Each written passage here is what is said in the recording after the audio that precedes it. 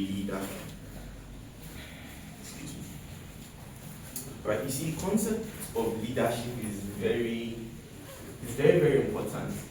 One of my mentors would say that everything lies on leadership, everything falls on leadership. Alright, Ms. Konya, everything falls on leadership. So it means that your leader or a leader can make your life or he can destroy your life.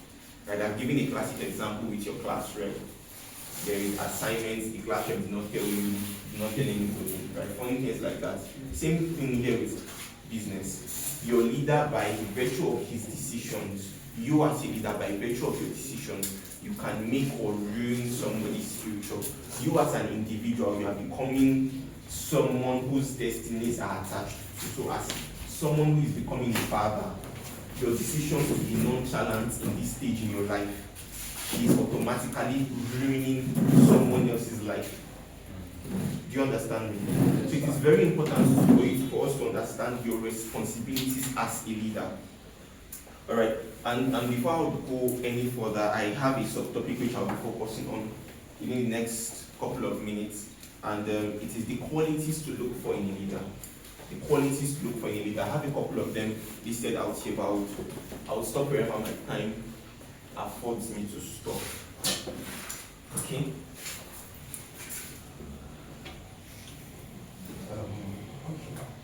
Let me see if I can get it. Now, qualities of a leader. Number one quality of a leader is character. Character. Now, every quality leader, every person, and I'm saying this with respect to either prospect. In fact, my goal is prospective, because you are looking for leaders in your team, you are looking for leaders in your business. How do you identify this person is a potential leader? Because as you grow, the strength of your leadership is tied to the strength of the leaders you are raising. As your numbers increase, so also the number of people who are leading within your sector, they have to increase. So now the question is, what is the character of my team or of my people? What is the character of my team or my people? And I'm going to tie it back to yourself. Now ask yourself, what is their character? Now the truth is, everybody has strengths and weaknesses. Is that true? We are the word that is coming to mind is amalgamation. We are everybody is a collaboration. Everybody has strengths and weaknesses. Do we agree? So now, yes, the fact that somebody has strength and weakness does not mean that is a character flaw. Do we understand? So don't mistake character flaw for a weakness. Even the best of leaders have weaknesses, right? But there is a difference between a weakness and a character flaw. And you have to know that. Now I wrote two things here, right? Because there are three things you look out for, especially when it comes to character flaws in people you want to raise, people who are potential leaders. Each and every one of us here are potential leaders, including myself. So I'm checking for one, does this person consistently fail to take accountability for his actions? You're looking at character flaws. You can also look at, I'm going to talk about character strengths. Does this person consistently fail to take accountability for their actions? Why did you come late? My dog gave birth. Why did you come late? Okada splashed water on my body. Why did you come late? I slept off. Why did you? Different excuses consistently. And I'm not saying that you don't, excuses, stuff don't happen, life happens, but that consistency in your failure to take responsibility or accountability for your actions is very surprising. People cannot stand you telling them the truth. It's one of the reasons why people, my siblings don't like me. I call it out the way it is. Right? Now, number two is unfulfilled promises or obligations.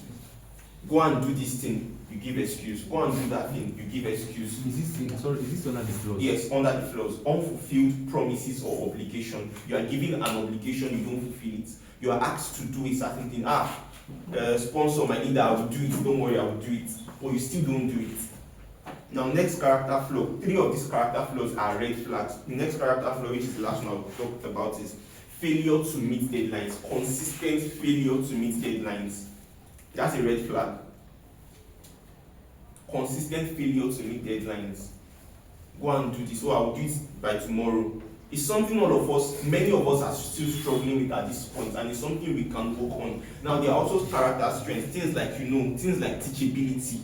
As simple as that word is teachability, many of us are not teachable. Many of us have this atmosphere of arrogance and pride, know it all, until we realize we don't know anything. If there's anything I've learned from our leaders, especially directors, is their humility to learn from one another. Have you seen directors play? Those of us that go for distributors training, you see directors play, you see them how they laugh, how they gist with each other. They are ready and hungry to learn from each other. One of my friends, he will tell me something that he and all the guys that started the university together, in fact, he's the least director amongst them. His closest director is the Sakura director that has 2 directors. A lot of them studied the university together. And they're always sharing something, learning from the other person. Always assuming the posture of his students, always assuming the posture of a learner, let me say a servant. So it is not about the title or the position. I may be an executive manager, you may be a distributor. If you have something that will help me, I don't mind calling you or stroking your ego. Do you understand me? Now, there are other character strengths. I mentioned teachability, self-discipline, strong work ethic, dependability, perseverance, integrity. Think of all the good things, just write them. Right? Now, the thing is, it's not every time that potential leader you are suspecting, this girl, she's always coming for night class. She's always working. She's always accountable. As sponsor, I can't come today. I have this, I have that. You can start understanding people who are potential leaders in your circle. And you can now start, you can give them a level of focus to build them up as the leaders that will stand, the pillars in your business, the pillars in your team. Okay. All right. Okay. Training is not for everybody, it's for those of us who want to be successful. Right. Number 2 is influence. Number 2 qualities to look out for in a leader is influence. Leadership is influence.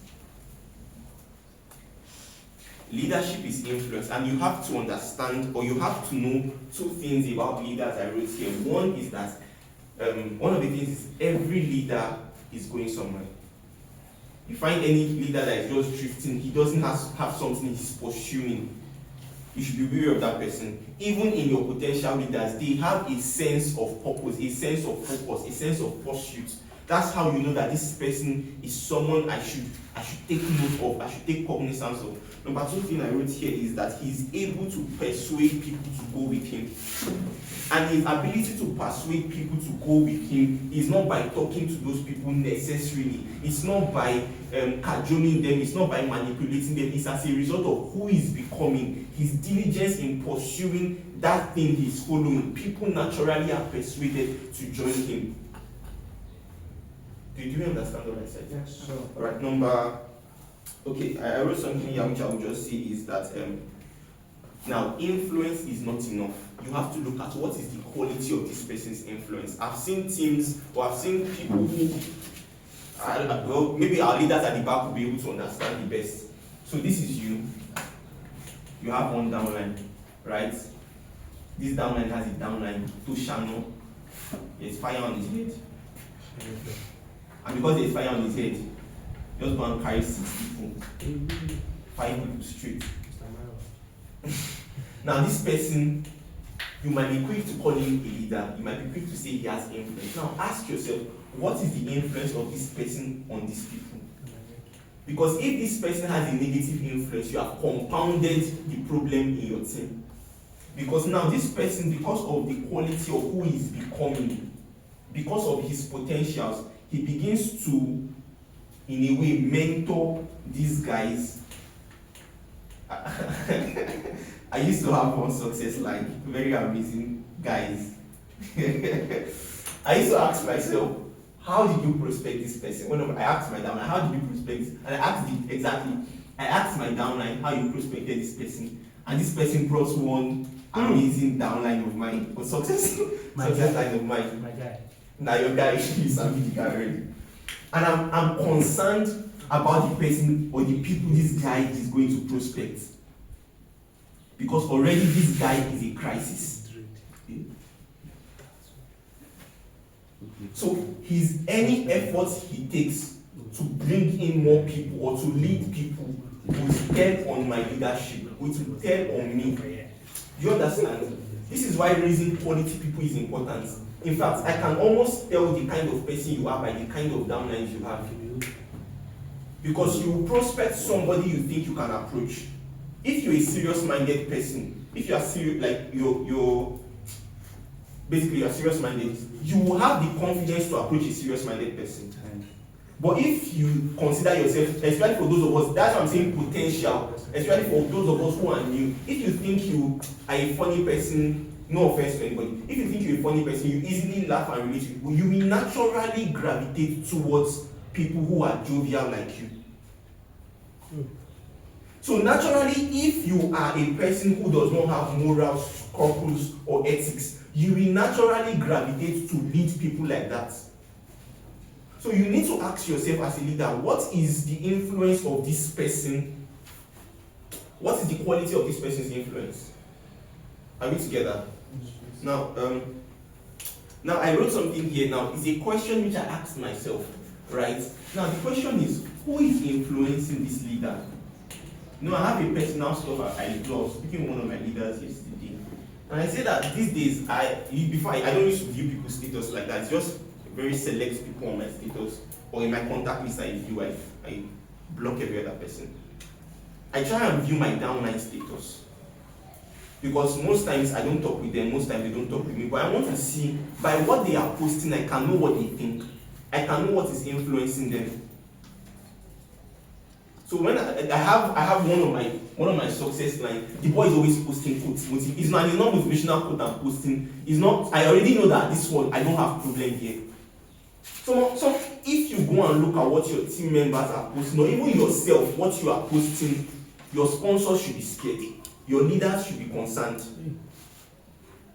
There's one person I was posting. There is one of his status.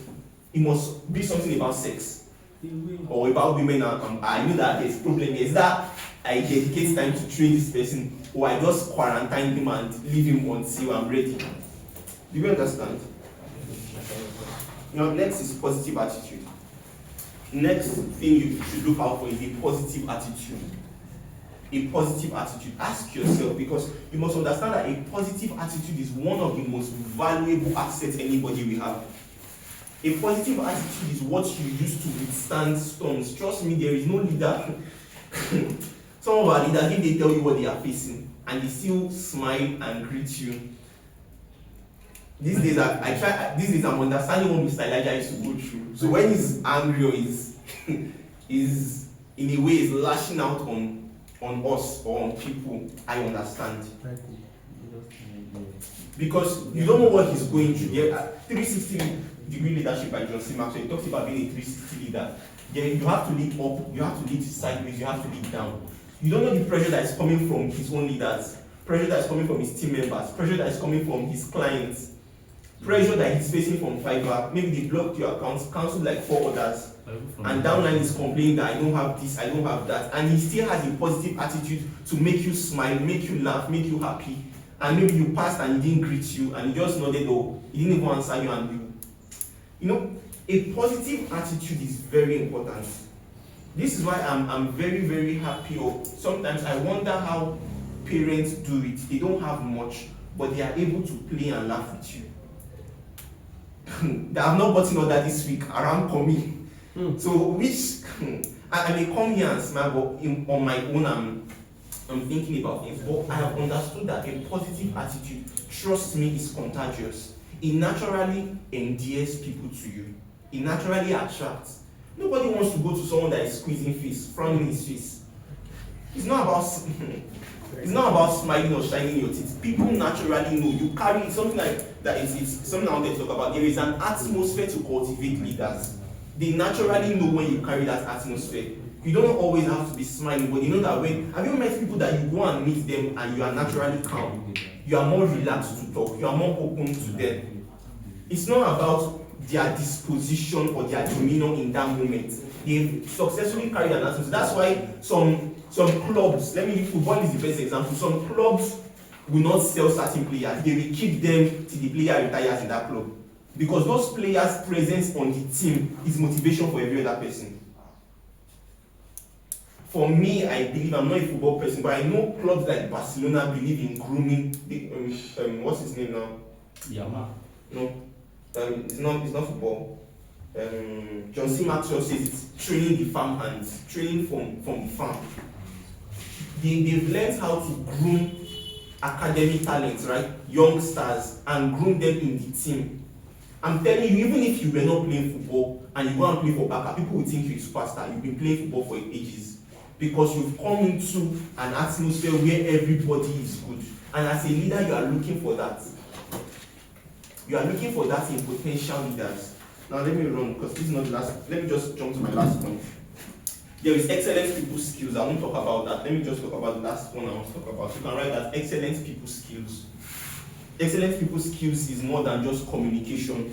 It is your genuine concern and care for your team members, or that potential leader ability to genuinely care for people, genuinely be concerned.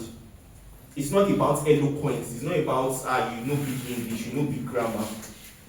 Are you genuinely concerned about other people, whether they are in your team or they are not in your team? It's something you need to start looking out for, because if not, especially in our business, when they start having their own team, they don't care about any other person. That's why things like that are very important. Now, next or the last thing I'll talk about, I can't go any further, is evidence gifts. Evidence gifts. Everybody has a gift.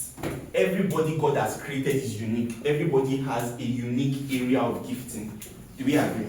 There is something you can do, Ms. Christopher, that I can do, Mr. Habib. There is something you're good at that I'm not good at. Everybody has something they are unique at. And because of this, you, as a leader, you have to begin to find out, okay, this person's strength can lead training. I've done it in my book once. This person's strength, it can make money. This person's strength can prospect. This person's strength is disciplined. This person's strength is consistent. But I mean, not make money. Thank you, my evil brother. Right. Now, as a leader, you know each person's strengths. You can pair people whose strength and weaknesses complement, that this person's strength can complement this person's weakness. So you are growing their strengths and working on their weaknesses simultaneously. But that's not the emphasis of my discussion before I round up. Now, every leader, so something I wrote here is that there are wannabes, people who want to be leaders. Do you agree? Well, I don't really care if you agree with me. But the truth is, there are people who want to be leaders.